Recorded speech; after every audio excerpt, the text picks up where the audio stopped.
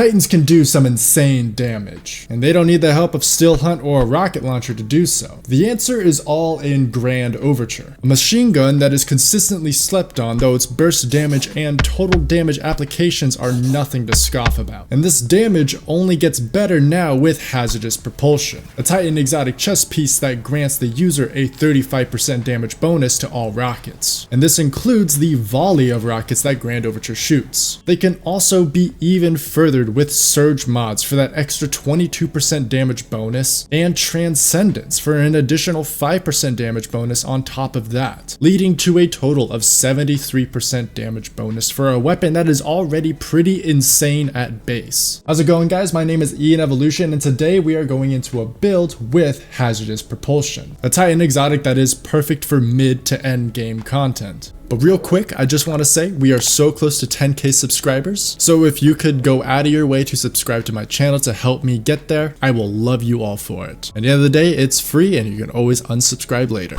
The way it works is that every time you get a precision kill, you will gain one charge towards the buff called Hazardous rockets. Adjacently, you can also just land precision hits to have a chance to gain Hazardous rockets as well. But this is more of a passive gain rather than the main focus to collecting these charges. And when you have all 6 charges full, either by casting your barricade or activating your thruster class ability, you will shoot these 6 rockets towards the enemy that you are looking at. These track so you don't have to worry too hard about them missing, but for every Hazardous rocket that lands a hit, you will gain a stack of enhanced rockets. At times 6, this is a 35% buff to all rocket damage. And now that we hashed out how the exotic works, let's get into the rest of the build, starting off with the subclass. The idea with the subclass layout will be to build as much Transcendence energy as fast as possible, for the idea that Transcendence gives us a 5% damage increase to our weapons. Starting off with the super, I'm going Twilight Arsenal, mainly because that this is a high damage super from a distance. For my class ability, I'm going with Thruster. Choose what you want, of course. Unless you're on that plate with the Witness, then I would highly recommend you don't use a barricade. For my melee, I'm going Frenzied Blade, only for the reason that it actually comes with 3 melee charges. The reason for that does come in later for our aspects. For the grenade, it will be Shackle Grenade. Reason being is that it produces an insane amount of dark energy just by attaching to enemies. The most amazing kickstart for your darkness portion. Now for the aspects, I do have Knockout and Consecration. The reason for Knockout would be for the idea that melee attacks make you amplified, which would come very important for our fragments later. For Consecration, it is just an insane ability to have on your Titan. The room clear potential and potency of the attack itself is in the S tier, and as far as Prismatic Titan goes, I would say Consecration is the no-brainer to have on. Now Knockout also comes with the bonus effect of increasing your ability melees by 50%. I know there's a pretty big YouTuber out there that is saying that it is 40%. This is incorrect. As you see here, the base damage totals to 55,037,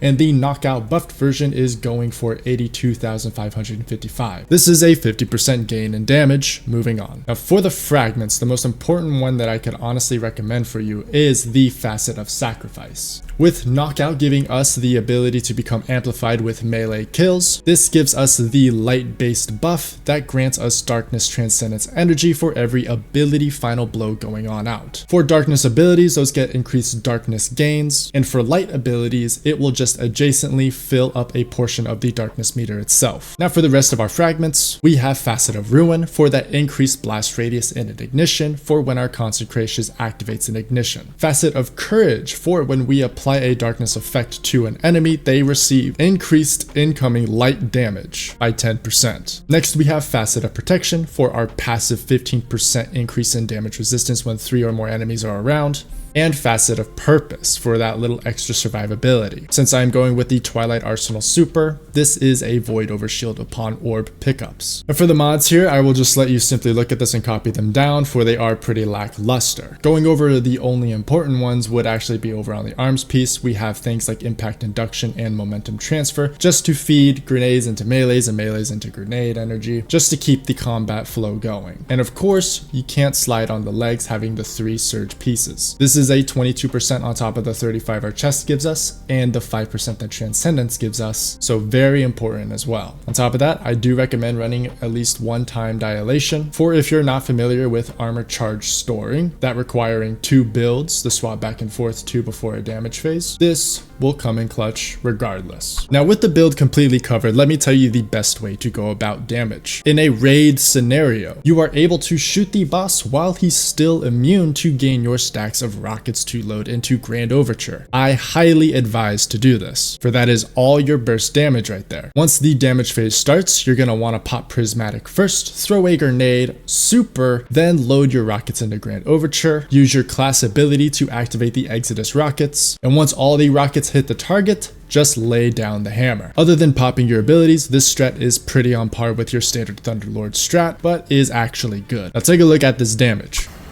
Could be a real statement.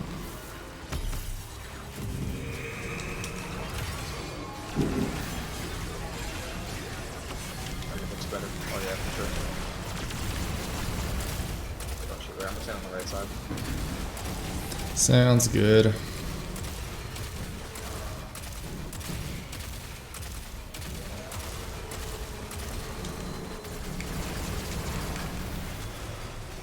Reloading? What kind of BS cringe is this? That's definitely better. Look at that, it's better. That is. That's it. That's the one. You know. I'll take that. I think that's 3.7, 3.8. I think it's 3.75. 3.8. Yes. All right. That is a solid. It's brain dead too.